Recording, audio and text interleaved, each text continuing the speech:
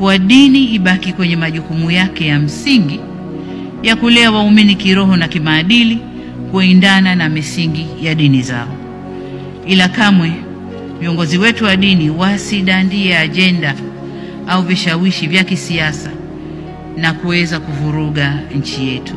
Tumeapa kulinda haki na utu wa kila Mtanzania, hivyo hatutosita kufanya wajibu wetu bila woga. Waswahili husema, chelea mwana kulia basi hulia yeye. Kwa nasi hatuko tayari kulia sisi na tukamwacha mwana atuvuke. Mwana yoyote atakayetovuka tutashughulika naye ili kulinda wengi wasilie. Hii ni kauli ya mama yetu wa Jamhuri ya Muungano wa Tanzania. Kwa kauli hii ya mama yetu ukiangalia kwa sehemu kubwa imefasiliwa kuwa ni kana kwamba tunatakiwa kuwa mbali sana. Hatutakiwi kuona chochote kilichotendwa na kiongozi yoyote kiwe cha kinyume ama kisichokuwa cha kinyume, kisichoweza kumpa amani mtu, kiongozi wa dini akakikemea, akakiongelea. Kwa hiyo ni kosa. Hii kauli imekuja katika mfumo wa kumfanya huyu ambaye anayesimama kwa niaba ya kanisa kumwambia usiongee chochote, msizungumze lolote. Na hii kauli inafanya ni kama kutwist akili ya jamii of ikuitwist ipate nafasi, kwa sababu hawapo wa kuweza kukemea. Kwa sababu hii kauli ndio itatawala, itasikilizwa, kwamba sisi, yani hakuna kiongozi atakayejitokeza akukemea kitu. Kwa hiyo mama yangu na viongozi na mama yangu Samia, hii kauli ni kama ni tata. Mimi natamani kama ingewezekana kuirudia kwa viongozi wa dini, ili kusudi itupe muktadha zaidi kwamba tusijaribu kukemea uovu unaoendelea katika taifa letu hili la baadhi ya watu wanaoharibu amani kwa wenzao, kama vile ambavyo kanisa la zamani lilikuwa na nafasi ya kuweza kukemea uovu ili kuleta amani, kwa sababu kanisa ndio lina jukumu la kukemea uovu, kuanzia ndani ya kanisa kukemea uovu, sio kuingilia siasa. Hapana, sio kuingilia majukumu ya mahakama. Hapana, sio kuingilia majukumu ya rais. Hapana, sio kuingilia majukumu ya polisi. Hapana. Kanisa lina jukumu, lina mamlaka hayo kutoka kwa Mungu automatically kiimani, kuzuia uovu kwa wenzao wanaotendewa ubaya, ikiwa hata umetendwa na kiongozi wa ngazi za juu wa serikali. Kanisa, ninapozungumza kanisa, ninamaanisha kwamba mtu yeyote aliyemjua Mungu, mwenye nafasi na mamlaka ya kimungu, anaijua haki, ana uwezo wa kujitokeza kukemea uovu pasipo kujali yule aliyeutenda ana nafasi gani.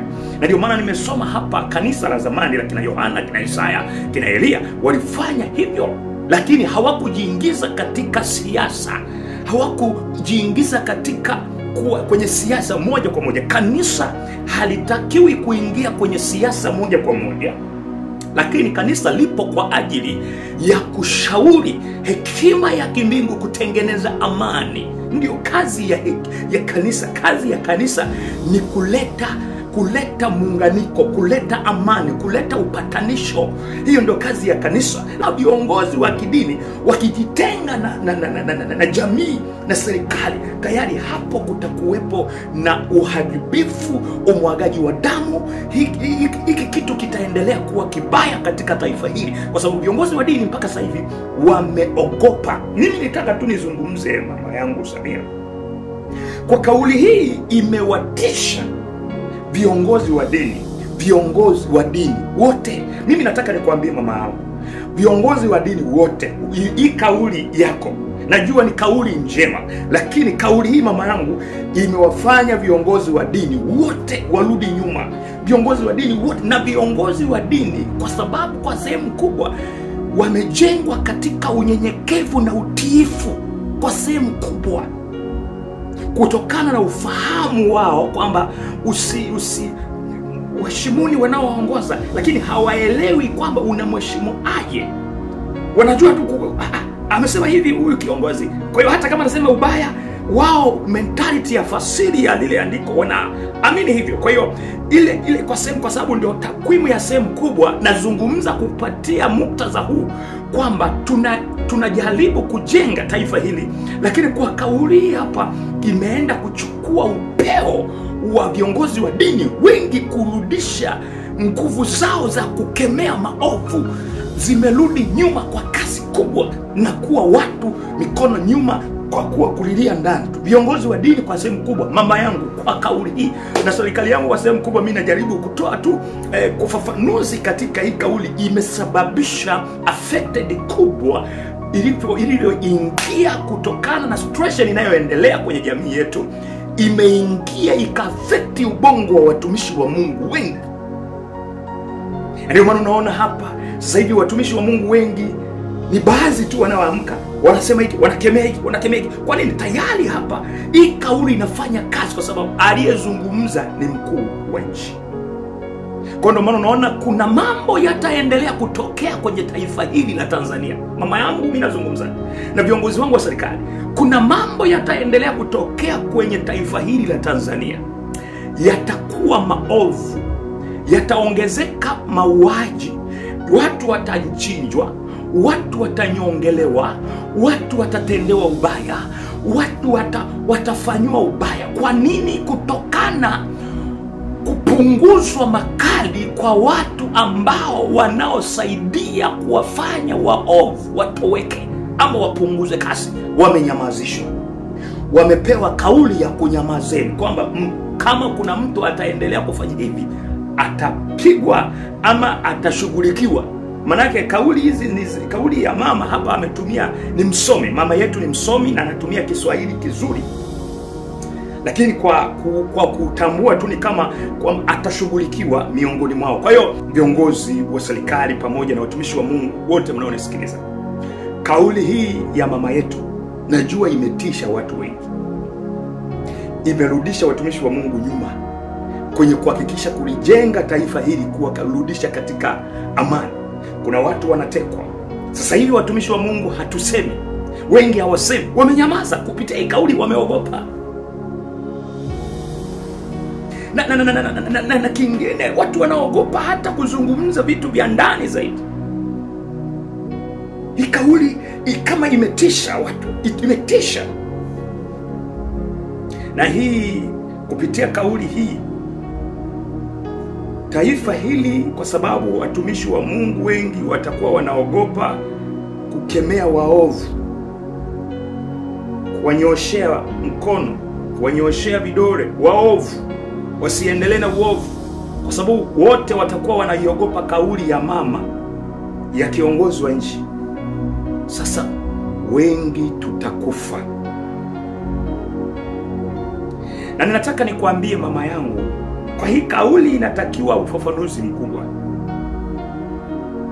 kwa sababu kupitia hii kauli inaweza ikachangia kuleta chachu kwa sisi tu hata ambao tunajaribu kufafanua kama hivi, kwamba wengi tutaonekana kana kwamba unampinga rais.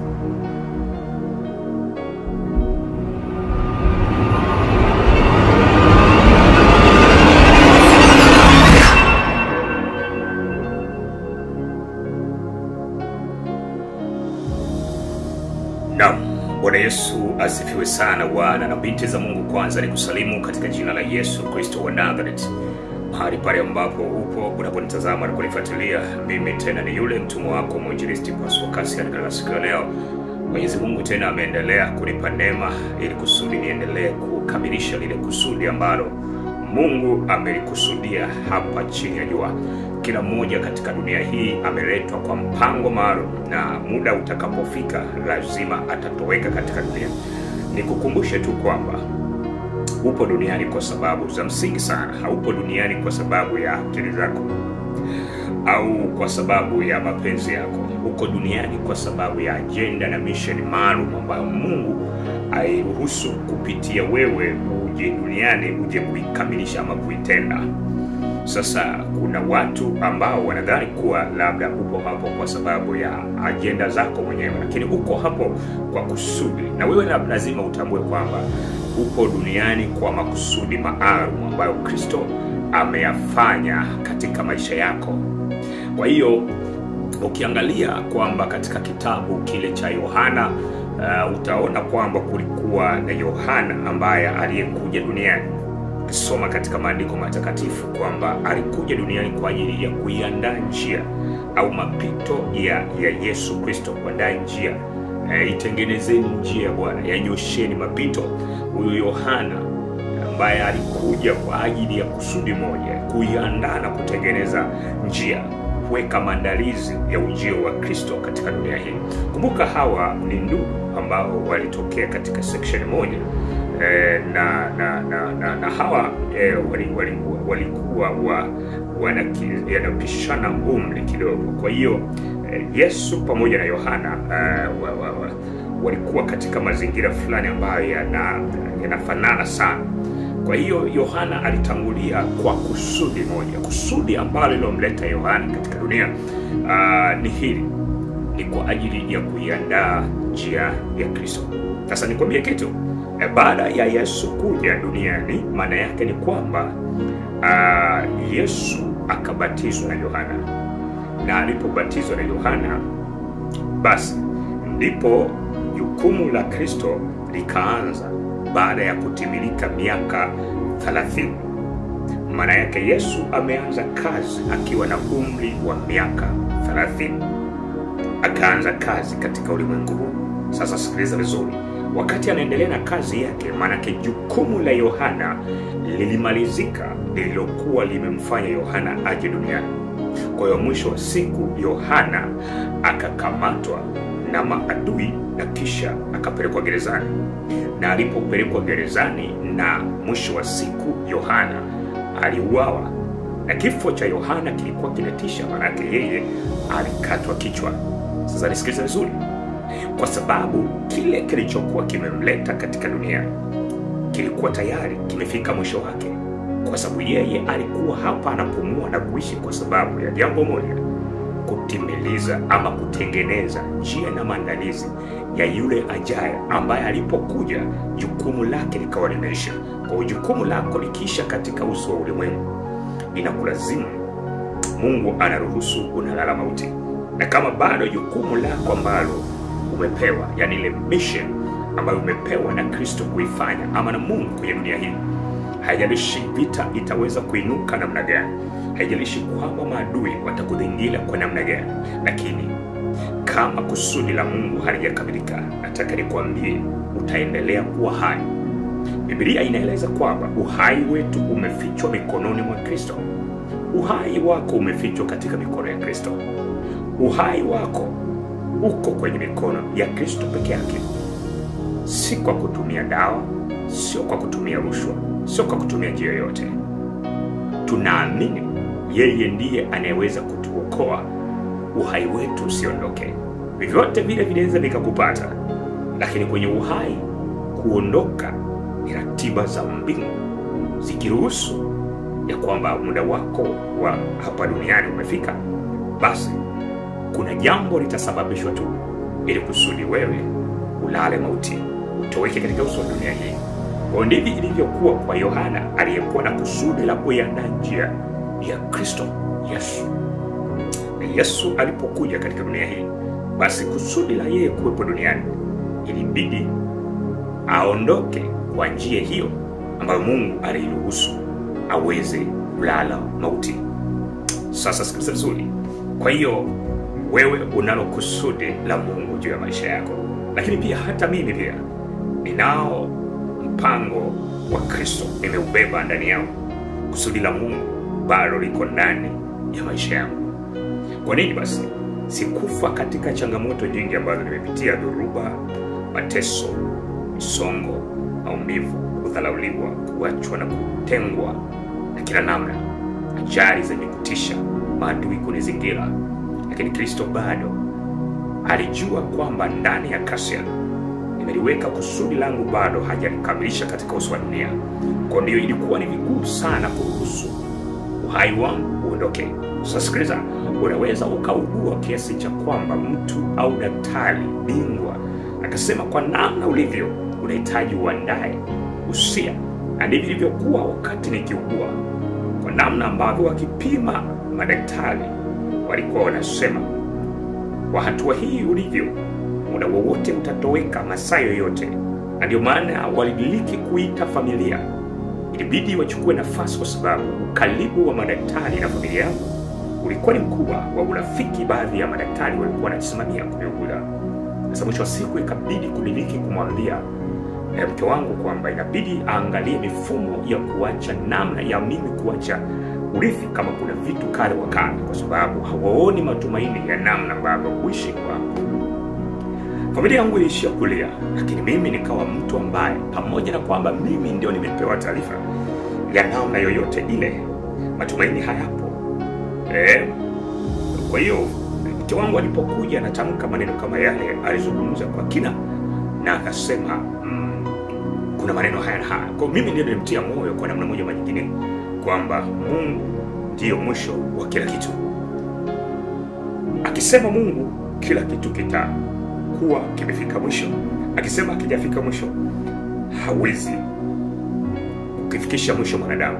Kwa ndivyo ilivyokuwa ujasiri ambao niliamini sauti ya Mungu ndio sauti ya mwisho. Vita ilikuwa ni kubwa, kama unavyofahamu shuhuda wa maisha yangu katika tukio hilo ajali, kwa sababu nimebeba sehemu kubwa na kusisimua juu ya maisha yangu na kuiona nguvu ya Mungu ambayo inaweza ikampigania mwanadamu. Hata hapa nilipo nikiwa nina afya, nikiwa bado napumua, hapa tunaona nguvu ya Mungu inavyoweza kuficha uhai wako kama ndani yake bado kuna kusudi lake. Kwa hiyo Mungu ameninyanyua mbele ya madaktari, mbele ya viongozi, mbele ya maadui na watesi, wakaendelea kushangaa nikiwa natembea. Hivyo basi sio mwanadamu, ni Mungu amefanya kwa lile kusudi lililoko ndani yako na ndani yako. Ndio maana leo tuko hai hapa.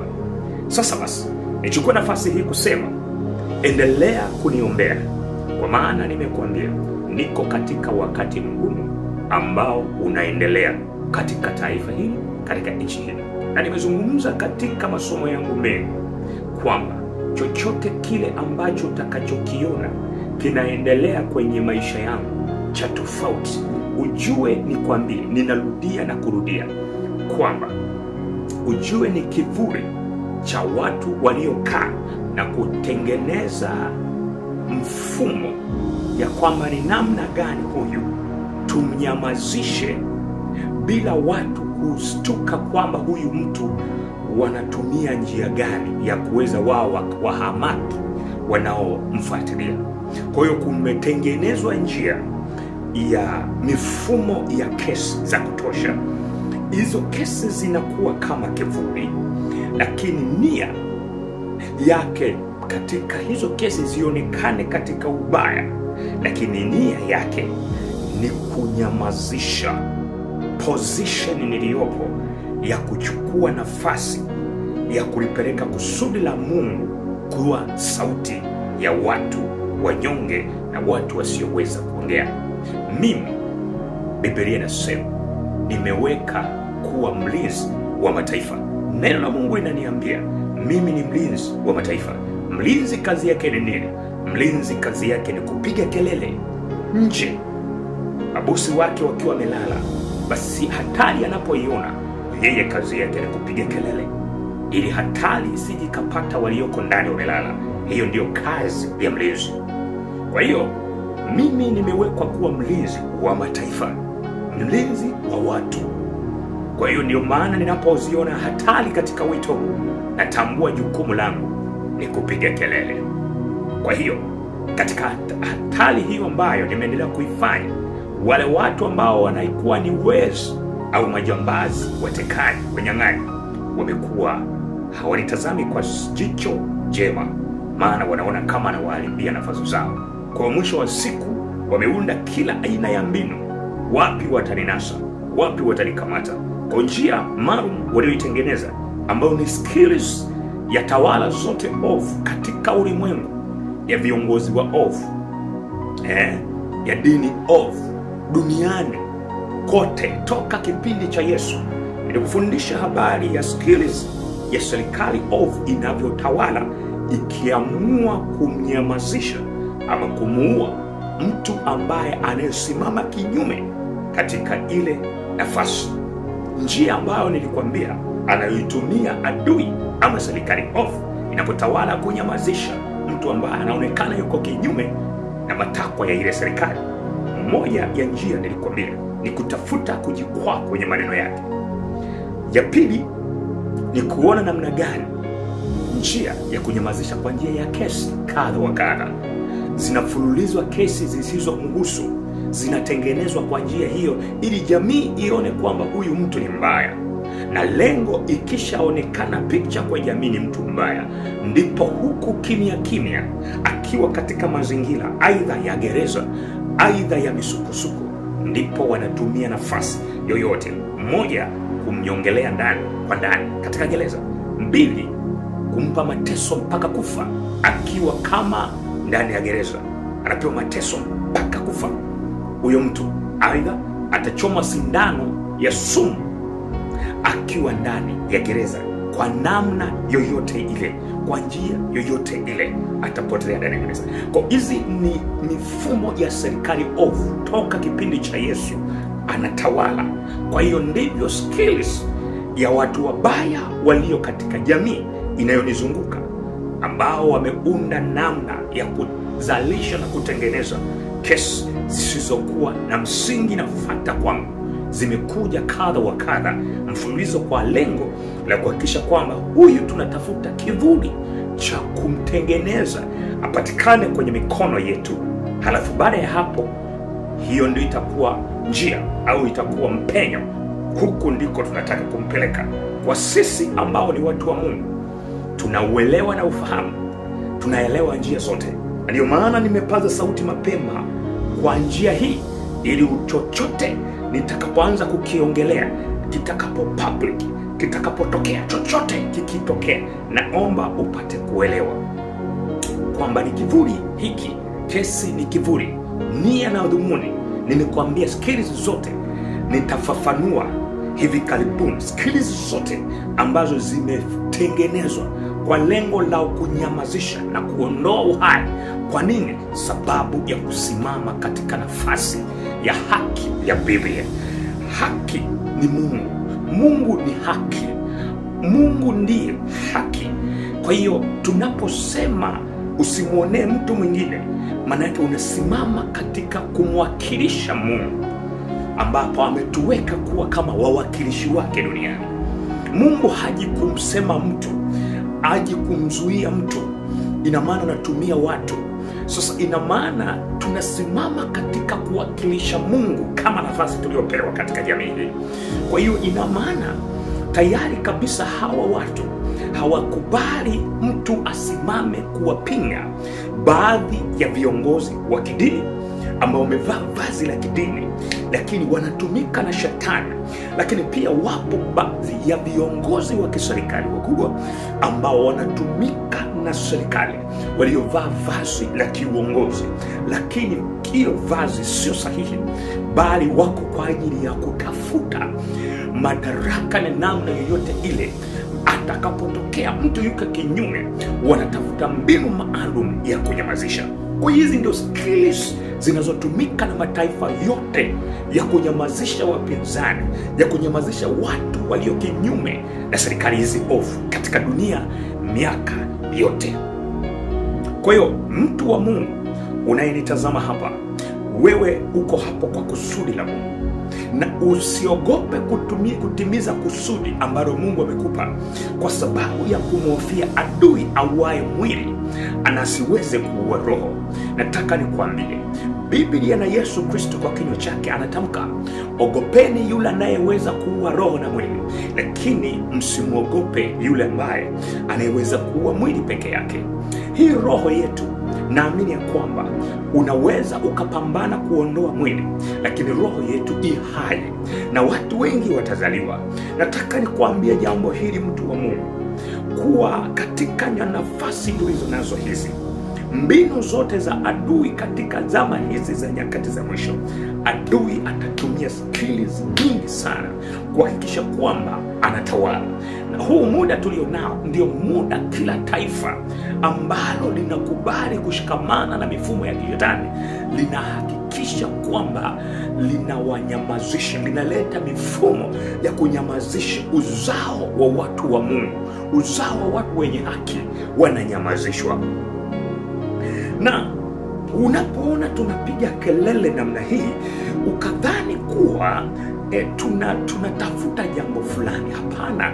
Tunasimama kwa nafasi ya kukusaidia, tunasimama kwa nafasi ya kukufungua, ya kwamba haya yaliandikwa. Kwa hiyo majira tulionayo haya, ndio maana napiga kelele. Chochote utakachokiona kimetokea kwenye maisha yako, kimejiri, usiweke wazo lako kwenye hivyo vitu vitakavyoonekana na kusikika. Weka wazo lako kwamba kuna jambo linasukwa kubwa kuliko chochote. Hivyo basi, nichukue nafasi hii, ndio maana nimekuomba kwenye maneno yangu yaliyopita kwamba nimetengenezewa hizo kesi za kutosha zenye malengo hayo makubwa na madhumuni makubwa, zenye kuhakikisha kwamba natolewa katika uso wa dunia. Sasa lengo la kukuja hapa tena kukusisitiza, mimi kama familia yako, kama kiongozi wa imani, najua watu wengi wamepokea jumbe hii kutoka jana. Niliamua kuweka wazi kidogo juu ya jambo hili linavyoendelea, lakini nataka nikwambie tuko vitani. Wewe ndio wa familia yangu, wewe ndio mwanafamilia. Najua dunia hii Mungu amenipa nafasi ya kuibadilisha fikra kwa njia ya neno lake. Popote pale unaponitazama, najua kwenye taifa lako Mungu amekupa neema. Popote ulipo Mungu amekupa neema ukanifahamu miaka nenda rudi. Maisha yako yamebadilishwa. Nimepokea shuhuda za watu wengi sana toka jana ambao maisha yao yamebadilika kwa ajili ya ile huduma ambayo Mungu amenipa. Baada ya kuona kile kitu ambacho ninakielezea, watu wengi wamekuja sasa kufunguka. Ni jinsi gani ambavyo wanajisikia tofauti kuona hii vita ambayo inanikabili, namna ambavyo maisha yao yamebadilika kwa kile ambacho Mungu amekiachilia kwenye huduma yangu. Ninashuhudia shuhuda nyingi sana kwenye maisha yangu ambazo kuanzia jana nimeona duniani jinsi gani watu wanabadilishwa na huduma yangu, wamebadilishwa na kubadilishwa na wanaendelea kubadilishwa katika familia zao, kiroho na kimwili, kwenye matendo ya kimaisha ya kumfuata Kristo wa kweli. Hakika kuna watu wengi wamebadilishwa, lakini kitu ambacho kimenistajabisha na kunipa nguvu na imani zaidi, wapo baadhi ya Waislamu ambao wamenipa shuhuda, na wao wamesema, mtumishi, tuko kusimama na wewe. Wewe ni mtu wa kusimama, hauko katika hali ya kisiasa, hauko katika hali ya namna fulani, isipokuwa unasimama katika haki, kusimama katika kweli, kusimama katika kweli. Ndio, nisikilize, nimepokea ujumbe na shuhuda za baadhi ya Waislamu walio katika maeneo tofauti na kuona vile ambavyo wameona mabadiliko makubwa ya ufahamu wa kutambua kweli katika maisha yao. Kwa hiyo najua kabisa wewe ni familia yangu. Ndio maana nimejitokeza hapa kuomba nafasi ya namna ya kusimama na mimi katika uendeshaji wa kesi hizi kwa njia ya kifedha. Kwa hiyo adui ambaye ameamua kufanya, anatumia mbinu sasa za kuhitaji kuanza kuni affect, kwa sababu uchumi wangu amemute kila mahali. Mifumo yangu yote ya kiuchumi ameiaffect. Kwa ndio maana nimekuja hapa mbele kwa mara ya kwanza na mara ya pili leo, nikisisitiza wewe unayetazama, Roho wa Bwana ambaye amekusukuma kuniombea katika mapito mbalimbali, Roho wa Bwana ambaye ameendelea kuwa pamoja na wewe, pamoja na mimi katika nyakati zote. Mungu amekusukuma, amekupa neema ya kusimama pamoja na mimi katika nyakati ngumu. Basi ninakushirikisha katika pito hili. Muda niliopo hapa, ninahitaji katika mfumo huu, nahitaji fedha za kuendeshea kuendeshea mfumo wa hii kesi, Maana yake inahitaji kuwa na majaji ambao wanahitaji pia kuwa na wanasheria kadha wa kadha watakaoweza kukabiliana na hizi tuhuma ambazo zinanikabili maziko hapo mbele. Kwa hiyo ni muda maalum ambapo hatuhitaji fedha kwa ajili ya kutoa rushwa. Tunahitaji fedha kwa ajili ya kuwapa watu watakaoweza kunipatia uhuru wa wao wenyewe. Basi kama ikitokea kumeshindikana huko kwamba ni lazima utafia gerezani kwa sababu malengo yao ukiangalia yako hivyo, basi tutafia gerezani. Niko tayari, na mimi nimeshasema niko tayari, na popote pale ambapo wanaponisikia wale watesi waliojiandaa mnaonitazama hapa, nazungumza kitu hiki hadharani, niko tayari. Wala msihangaike. Hiki hata ninachokifanya ni kwa sababu ya kufuata protocol za kimungu, kwamba katikati ya hapo maana Mungu anahitaji kufanya, huenda anahitaji kufanya jambo lake, anahitaji kufanya jambo la wewe unayetazama kupitia hiki utakachoenda kukifanya. Kwa hiyo kuna nafasi ya Mungu tunahitaji kuiruhusu tena hapa katikati. Ndio yote haya tunahitaji kuongozwa katika roho, katika jicho la mbali sana na kuitazama nguvu ya Mungu inahitaji kufanya nini katika huu muda. Kwa nini Mungu ameruhusu hiki kipindi, na kwa nini naongea na wewe mpaka huu muda? Lazima uwe na jicho la kiroho, mpaka uwe na jicho la ndani ili uelewe ni nini, kwa nini Mungu ameruhusu hii situation. Sasa sikiliza vizuri. Kwa hapa tunahitaji nguvu ya kifedha.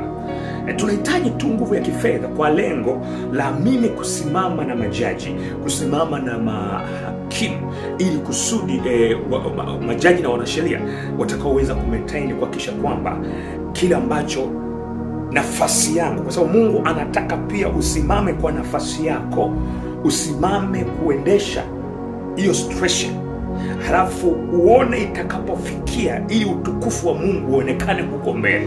Kwa maana kupitia jambo hili ninalokuambia sasa, Mungu anataka kutengeneza kitu kingine. Hauwezi ukajua, silaumu, ndio maana nakwambia ninaamini Mungu kupitia jambo hili, kwa sababu nimeshalikubali kwamba kama ni wakwenda watasema sasa huyu tu hatutamuua kabisa, tunataka tu afie gerezani tu, vifungo cha maisha. Katika kesi hizi zote kwamba ni vifungo vya maisha. Sasa huyu tutampa kesi vifungo vya maisha. Nimesema hivi, jamani, wala wasihangaike. Niko tayari kukaa ndani, kufia ndani. Kama ndio nia hiyo, itakuwa hivyo katika maamuzi yao ya mwisho. Lakini pia nimeshakuwa tayari, japokuwa bado sijaamua kuiainisha, kuweka na kusoma. Natamani kukusomea kila kitu, kusomea moja baada ya nyingine, kesi moja baada ya nyingine, kesi moja baada ya nyingine. Na nimefanya hivi kutokana na mfumo ambao tunaendana nao, kwa sababu nyuma yangu baadhi kuna watu wenye ufahamu mkubwa zaidi juu ya kuendesha, kwamba sitaji kwanza sasa hivi kukwambia ni nani ameenda kushtaki. Kwanza hawa watu nitakapowataja, nimesema utashangaa, utabutwa sana. Utajiuliza kwamba hivi huyu imekuwaje? Na hiyo kesi au huyo mtu ambaye ameenda, labda watu wanaoenda kushtaki, unajiuliza hivi hawa kweli hawa ni watu fulani katika jamii? Ni kweli? Kwanza utabaki unashangaa. Na ninataka nikuambie, kwa sababu Biblia inasema wana macho lakini hawataona, wana masikio lakini hawatasikia. Sasa kuna mambo nitakapoyaeleza kupitia hao watu, wataendelea kuwa nyuma yao, kwa sababu watakuwa wamepumbazwa akili zao. Watafunguka kusema hiki kitu si sawa, hawa sio watu wazuri, na wataendelea kuwa nyuma yao. Hivyo basi muda utafika, nitasema kila kitu nimekwambia, lakini kila jambo tunaliendesha katika busara za kiroho ambazo Mungu ametupatia. Ndio maana nimetanguliza hili, wewe ambaye uliye mtu wa Mungu, kuwa tu attention katika swala lako la kiroho na kisaikolojia, isikuaffect sana juu ya mimi. Wewe endelea kuniombea, lakini simama pamoja na mimi katika roho na katika mwili. Simama na mimi kwa njia ya fedha zako, kwa namna ya kuendesha haya mambo. Ndio maana nimeomba nguvu ya kifedha mahala ulipo. Sijazunguka kufanya, nahitaji nguvu ya kifedha ili kuliendesha jambo. Wewe uliye mwanafamilia wangu, hapa ninaongea na mwanafamilia wangu ambaye ataisikia sauti ya Mungu. Si kwamba nahitaji mtu ambaye si mwanafamilia yangu. Wewe ambaye unayejua mimi ni mpako mafuta wa Bwana, niliyesimama kwa kusudi maalum kwenye ulimwengu huu, na nitaondoka duniani kwa kusudi maalum kwenye ulimwengu huu. Sasa wewe unayenisikiliza hapo, hakikisha kwamba uisikie sauti ya Mungu kwa fedha yako, kwa namna chochote kile ambacho utakachokuwa nacho. Simama pamoja na mimi. Adui ana tabia ya kubinya mifumo ili akumalize hata usifukunyue kidogo, na ndio maana nimekuja hapa. Kanisa liliweza kumuombea Paulo akiwa gerezani kwenye mateso. Lilisimama naye, nimekusomea jana. Kwa hiyo lilisimama naye kimwili na kiroho, lakini Mungu akamtuma malaika akaja kumwokoa katika gereza. Kuna wewe ni kanisa, wewe ni familia yangu, wewe ni msafiri mwenzangu. Popote pale ulipo, kama unabarikiwa, unasimama pamoja na mimi, ninakusihi, huu ndio muda wa Biblia inavyosema, lieni na wanaolia.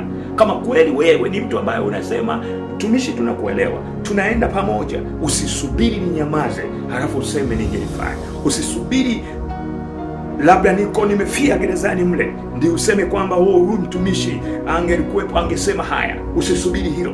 Lakini pia usisubiri labda sipo katika dunia hii ndio uje useme ningelisema hapa, mtumishi sasa hivi ingekuwa hivi. Tunakumbuka mtu mmoja alikuwa hapa sasa. Hiyo haitasaidia. Ndio maana mimi nimetamani kukuambia mapema haya, usitamani mpaka nimeshanyamaza kwenye uso wangu huu wa ulimwengu, pumzi yangu imekata, ndipo usimame sasa useme waze naumia sana, mimi ningelifanya hiki, kingefanyika hiki. Nafasi ya kutumika kungali pamoja na mimi ipo kuanzia sasa. Na ndio maana sijakumba jambo lolote. Jana nimekuonyesha kesi hizo zote zilivyo, nimejaribu kukuonyesha kwa kukufafanulia zaidi, na ndio maana nimerudi tena kukupa hili jambo ili upate kulizingatia. Liko serious swala la vita, swala la kuondolewa na swala ndiko serious. Usichukulie kama watu wanavyofikiri kwamba tunatafutaga kiki, tunatafutaga jina, tunatafutaga umaarufu. Mimi nimekuonyesha evidence zote na nitaendelea kuonyesha evidence. Ziko hapa kwa sababu ya kutafuta upuuzi kama kiza watu zilivyofyatuka kwenye dunia leo. Hiki ni kifo. Ndio maana nikawaambia jana katika mawili yangu kwamba kama kuna mhubiri yoyote anahubiri huduma kama kwangu, ikiwa hajajua kwamba Mungu ndio amempa hiyo huduma, asifanye hiyo huduma, kwa maana muda uliopo ni wa kucheza na hatari ya kifo. Kwa hiyo kama wanaamini kuwa kuna Mungu amewaita, watu wote wanaohubiri huduma yenye utofauti kama hii, yenye kujitoa kama hii, yenye muonekano kama hii, basi aendelee kufanya. Ninaamini mtumishi wa Mungu mbarikiwa ambaye pia na yeye ameendelea kusimama katika nyakati kama hizi. Kila mmoja na zamu yake ya mapito. Amepita pito lake, sasa ni pito la kwangu limefika. Kwa hiyo uamini kwamba kila aliyesimama na Mungu na aliyeitwa na Mungu ataendelea kupiga kelele, hata kama anakata roho, hatonyamaza, hatanyosha mikono. Kwa hiyo simama pamoja na mimi katika vita hii nilionayo. Kwa njia ya namba hizo zinazopita hapo, zinaweza zikawa ndio sehemu ya kuhakikisha kwamba Mungu anaweza akafanya jambo kuhakikisha kwamba anaonyesha utukufu wake katika situation ambayo ninayokuelezea. Na Mungu atakubariki kwa namna ambavyo utakayelia na wanaolia. Lakini sasa nataka nimalize kwa neno moja ambalo nilitamani kusema na mama yangu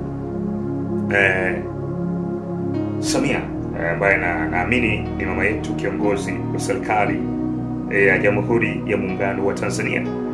Neno moja kwanza neno la Biblia natamani sana kuzungumza kidogo na serikali yangu na kiongozi mama yetu Samia Suluhu, mama yangu huyu. Katika kitabu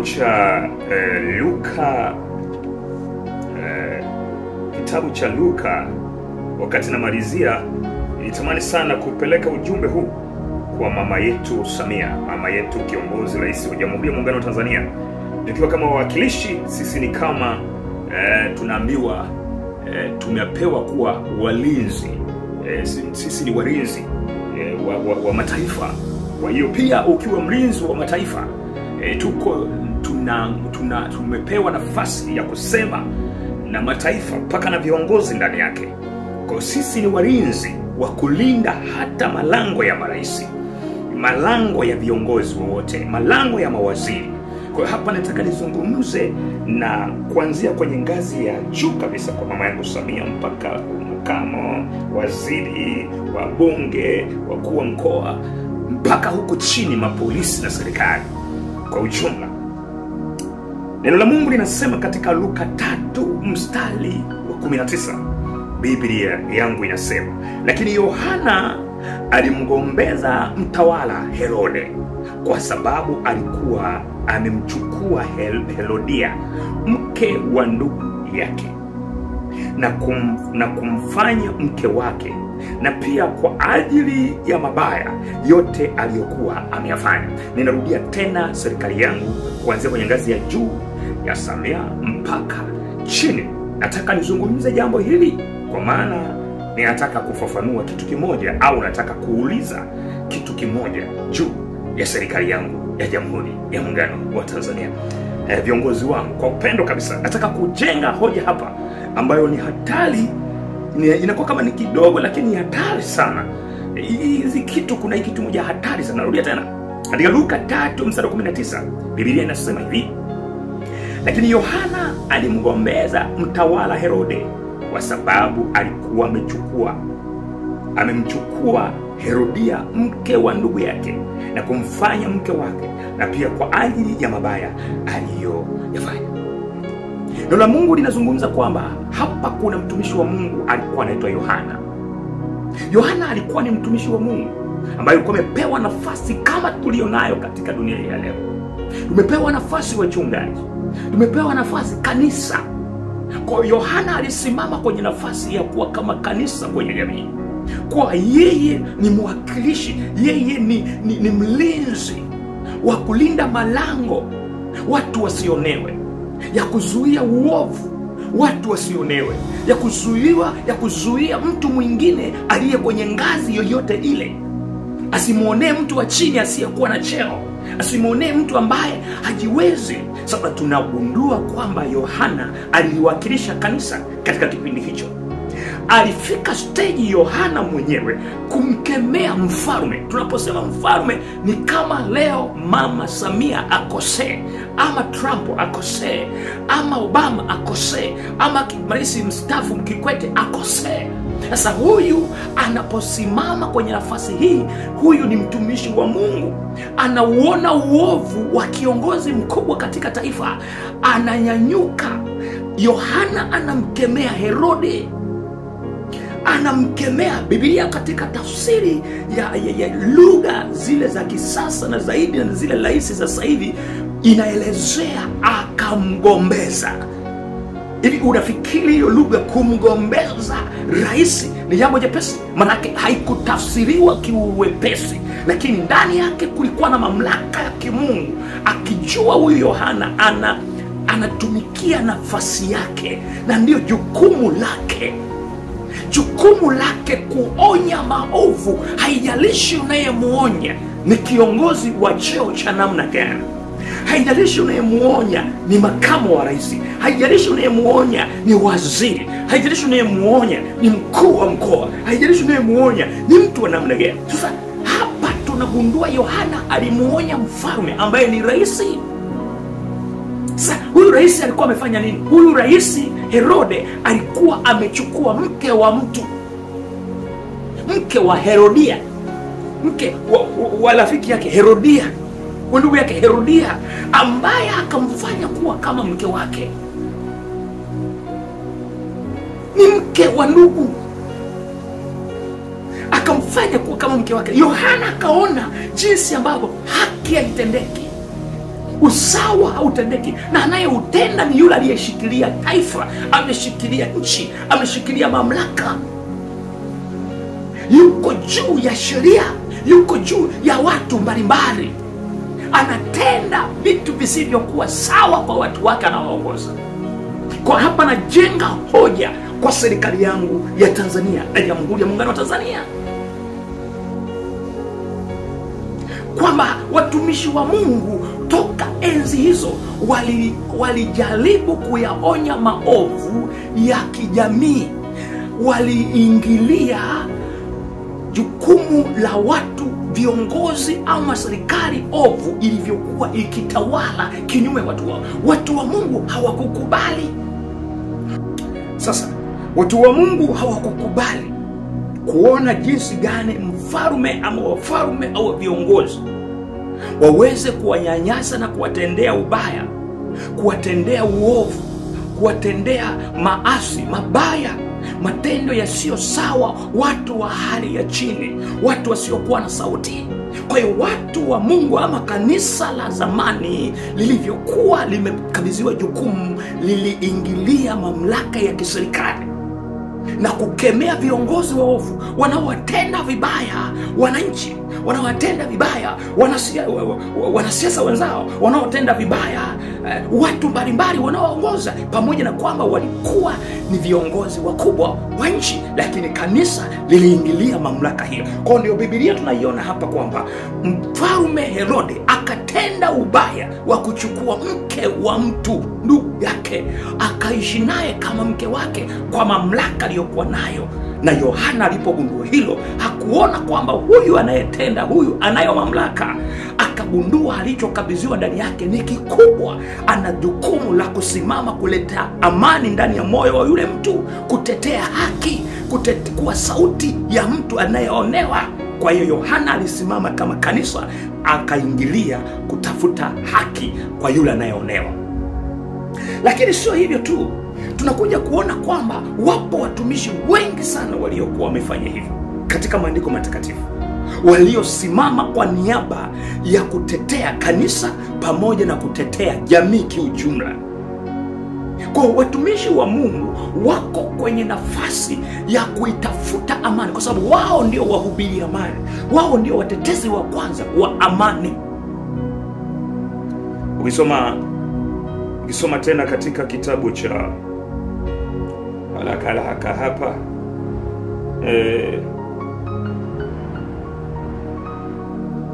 kwa sababu ya kukomboa wakati, nikwambie tu kwamba utaenda kumfuatilia mtu mwingine anaitwa Elia pamoja na Isaya. Elia pamoja na Isaya, wote hawa walifanya mambo tofauti katika jamii. Ni watumishi wa Mungu, lakini walisimama pale walipoyaona maovu katika taifa yanatendeka kwa viongozi. Sasa nina hapa kuna klipu moja ambayo ndio naijenga sasa ya Mama Samia, ambaye ni rais wa Jamhuri ya Muungano wa Tanzania. Alizungumza jambo hili kidogo ambalo viongozi wengi sisi tulio wa dini tumelipokea tofauti. Tumelipokea tofauti sana.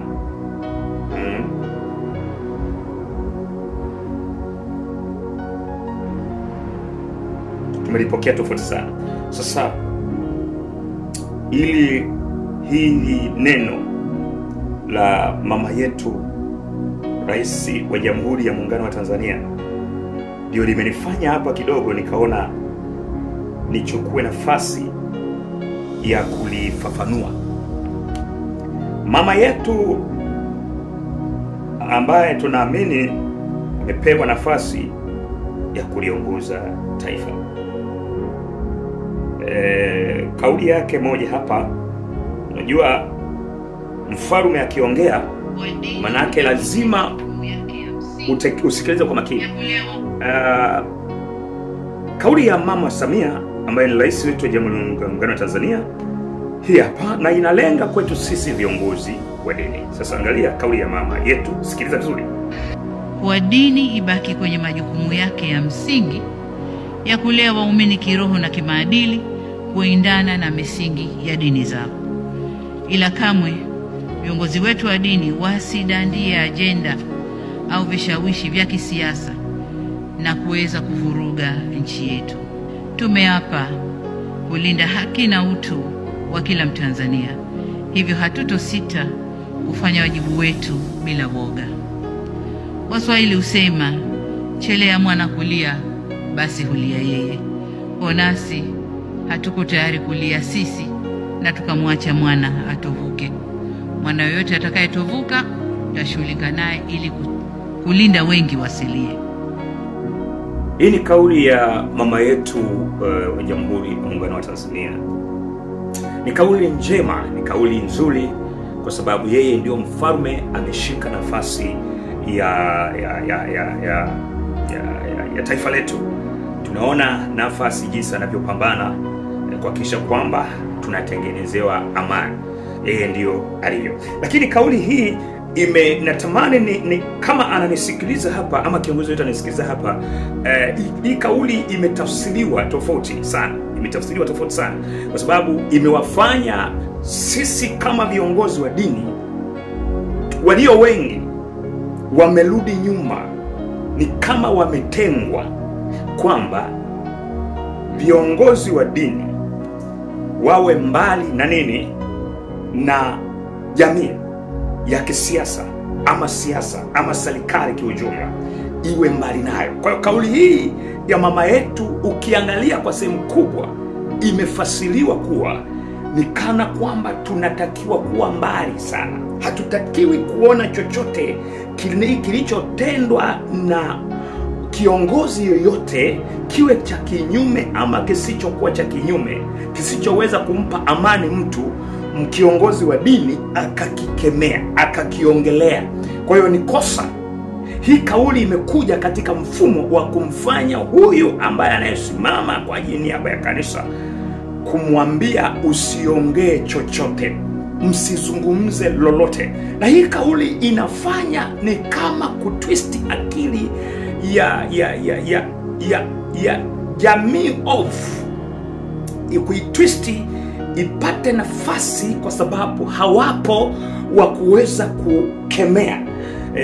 Kwa sababu hii kauli ndio itatawala, itasikilizwa, kwamba sisi, yani hakuna kiongozi atakayejitokeza akukemea kitu. Kwa hiyo mama yangu na viongozi na mama yangu Samia, hii kauli ni kama ni tata. Mimi natamani kama ingewezekana kuirudia kwa viongozi wa dini, ili kusudi itupe muktadha zaidi kwamba tusijaribu kukemea uovu unaoendelea katika taifa letu hili la baadhi ya watu wanaoharibu amani kwa wenzao, kama vile ambavyo kanisa la zamani lilikuwa na nafasi ya kuweza kukemea uovu ili kuleta amani, kwa sababu kanisa ndio lina jukumu la kukemea uovu, kuanzia ndani ya kanisa kukemea uovu. Sio kuingilia siasa, hapana. Sio kuingilia majukumu ya mahakama, hapana. Sio kuingilia majukumu ya rais, hapana. Sio kuingilia majukumu ya polisi, hapana. Kanisa lina jukumu, lina mamlaka hayo kutoka kwa Mungu automatically kiimani, kuzuia uovu kwa wenzao wanaotendewa ubaya, ikiwa hata umetendwa na kiongozi wa ngazi za juu wa serikali. Kanisa, ninapozungumza kanisa, ninamaanisha kwamba mtu yeyote aliyemjua Mungu, mwenye nafasi na mamlaka ya kimungu, anaijua haki, ana uwezo wa kujitokeza kukemea uovu pasipo kujali yule aliyeutenda ana nafasi gani.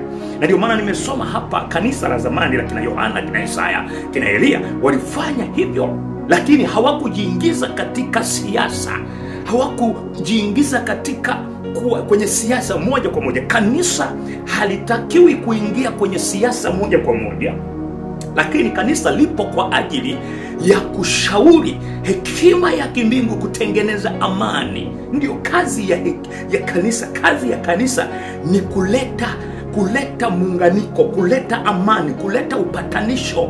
Hiyo ndio kazi ya kanisa. Lakini tukisema kanisa kuliondoa, lisidifanye kazi yake tu ya kusema Yesu anaokoa, Yesu ana nguvu, libaki pale kwamba hata mtu amemtendea mwenzake ubaya, asiguswe na kiongozi wetu wa dini, asiguswe na mtu yeyote, asiambiwe basi hii nchi ni kama itaenda pabaya, kwa sababu watu tunaoanza kuitengeneza amani ndio sisi tunaosimama kwenye masuala ya kiroho. Manake sisi ndio tunaanza kuitengeneza imani ya mtu, ili aje kuwa mbunge mwenye mwadilifu, inategemeana na msingi wa imani yake huku chini. Ili tumpate balozi mwadilifu, mwaminifu, lazima tupate msingi wake wa imani. Lazima huku kuna mtu ambaye anatengeneza ukiroho wake. Kwa hiyo kama viongozi wa kidini wakijitenga na jamii na serikali, tayari hapo kutakuwepo na uharibifu,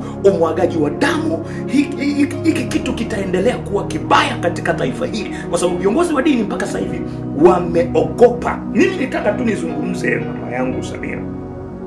Kwa kauli hii imewatisha viongozi wa dini, viongozi wa dini wote. Mimi nataka nikwambie mama yangu, viongozi wa dini wote, hii kauli yako najua ni kauli njema, lakini kauli hii mama yangu imewafanya viongozi wa dini wote warudi nyuma. Viongozi wa dini wote, na viongozi wa dini kwa sababu kwa sehemu kubwa wamejengwa katika unyenyekevu na utiifu, kwa sehemu kubwa kutokana na ufahamu wao kwamba waheshimuni wanaoongoza, lakini hawaelewi kwamba unamheshimu aje. Wanajua tu amesema hivi huyu kiongozi, kwa hiyo hata kama anasema ubaya, wao mentality ya fasiri ya lile andiko wanaamini hivyo. Kwa hiyo ile kwa sababu ndio takwimu ya sehemu kubwa, nazungumza kupatia muktadha huu kwamba tunajaribu kujenga taifa hili, lakini kwa kauli hapa imeenda kuchukua upeo wa viongozi wa dini wengi, kurudisha nguvu zao za kukemea maovu zimerudi nyuma kwa kasi kubwa, na kuwa watu mikono nyuma kwa kuwa kulilia ndani. Viongozi wa dini kwa sehemu kubwa, mama yangu, kwa kauli hii na serikali yangu kwa sehemu kubwa, mimi najaribu kutoa tu kufafanuzi katika hii kauli, imesababisha affected kubwa iliyoingia kutokana na situation inayoendelea kwenye jamii yetu. Imeingia ikaafekti ubongo wa watumishi wa Mungu wengi. Ndio maana unaona hapa sasa hivi watumishi wa Mungu wengi ni baadhi tu wanaoamka, wanasema hiki, wanakemea hiki, wanakemea hiki. Kwa nini? Tayari hapa hii kauli inafanya kazi, kwa sababu aliyezungumza ni mkuu wa nchi. Kwa ndio maana unaona kuna mambo yataendelea kutokea kwenye taifa hili la Tanzania. Mama yangu, mimi nazungumza na viongozi wangu wa serikali. Kuna mambo yataendelea kutokea kwenye taifa hili la Tanzania. Yatakuwa maovu, yataongezeka mauaji, watu watachinjwa, watu watanyongelewa, watu watatendewa ubaya, watu watafanywa ubaya. Kwa nini? Kutokana kupunguzwa makali kwa watu ambao wanaosaidia kuwafanya waovu watoweke ama wapunguze kasi. Wamenyamazishwa, wamepewa kauli ya kunyamazeni, kwamba kama kuna mtu ataendelea kufanya hivi atapigwa ama atashughulikiwa. Manake kauli hizi ni kauli ya mama hapa ametumia, ni msomi, mama yetu ni msomi na anatumia Kiswahili kizuri, lakini kwa kutambua tu ni kama atashughulikiwa miongoni mwao. Kwa hiyo atakapoonekana, wapo viongozi ambao wanadandia kweli, wanadandia tu zile nani, mama yetu yuko sahihi, lakini hii kauli kidogo ingehitaji ufafanuzi mkubwa, kwa sababu tayari huku kwa mimi binafsi nimeipokea kabisa na kusema kwamba kwa hii kauli inanilazimisha kuto kuongea chochote kile. Nitaonekana na vunja amani,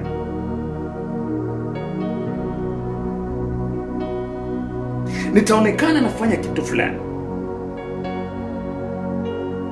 Kwa mimi ninataka tu kuzungumza na viongozi wa serikali pamoja na watumishi wa Mungu wote mnaonisikiliza.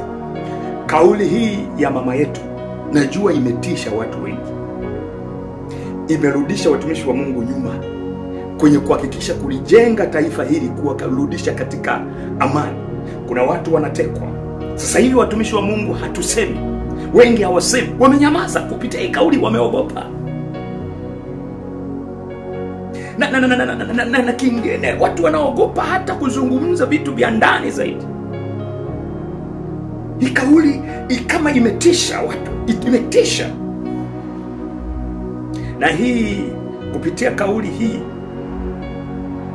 taifa hili, kwa sababu watumishi wa Mungu wengi watakuwa wanaogopa kukemea waovu, kuwanyoshea mkono, kuwanyoshea vidole waovu wasiendelee na uovu, kwa sababu wote watakuwa wanaiogopa kauli ya mama ya kiongozi wa nchi. Sasa wengi tutakufa. Na ninataka nikuambie mama yangu, kwa hii kauli inatakiwa ufafanuzi mkubwa, kwa sababu kupitia hii kauli inaweza ikachangia kuleta chachu kwa sisi tu hata ambao tunajaribu kufafanua kama hivi, kwamba wengi tutaonekana kana kwamba unampinga rais, na wengine sasa wanatumia hii advantage.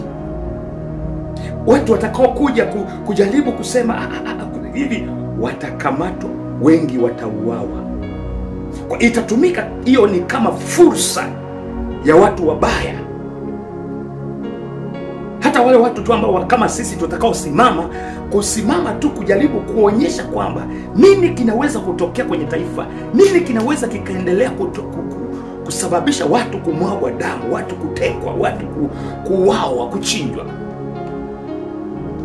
ni kutokana na kile ambacho kimeingia kwenye vichwa vyao. Kwa hiyo wengi watakufa, wengi watauawa, kutokana na kauli kwamba viongozi wa dini wabaki kwenye makanisa yao, Waislamu wabaki kwenye misikiti yao. Usiongelee swala lolote la kiongozi yoyote, la mbunge yoyote, wabaki kwenye mifumo yao ya kueleza. Kama ni Qur'ani, waeleze kwenye Qur'ani yao, waeleze mifumo yao kwa imani. Kwa hiyo kauli hii itasababisha uovu kwenye taifa utadumu, kwa sababu wanaozuia uovu watakuwa wanaogopa. Na kwa kauli hii nataka nizungumze tu na viongozi wangu wa serikali. Imeleta muktadha mkubwa sana kwenye masikio yetu. Tunaogopa, na jamii huko iliko, mama yangu, jamii iliko huko kwa kusukuma na hiyo kauli. Sasa ukiunganisha na hiyo jamii huko, tunaogopa kusema chochote. Mama yangu, ukiona kuna waimbaji, labda kuna mtu fulani anasifia kitu fulani, muangalie sana. Kiukweli kuna watu wanasifia lakini sio kutoka moyoni. Kuna wengi wanaogopa tu. Nidhamu ya Watanzania iko sehemu ya uoga tu na kufata ule wengi wape. Kwa hiyo mimi niseme tu kama mtumishi wa Mungu, nimeambiwa kuwa mlinzi, nuru ya mataifa. Nirudie tu na kusema kwamba kwa muktadha wa Biblia, serikali na kanisa linashirikiana kwa pamoja. Nadhani labda kwa muktadha wa kile ambacho mama yetu Samia angelikigongelea zaidi, kukisisitiza zaidi, kwamba kanisa, viongozi wa kidini pamoja na serikali tuungane kuzuia uovu.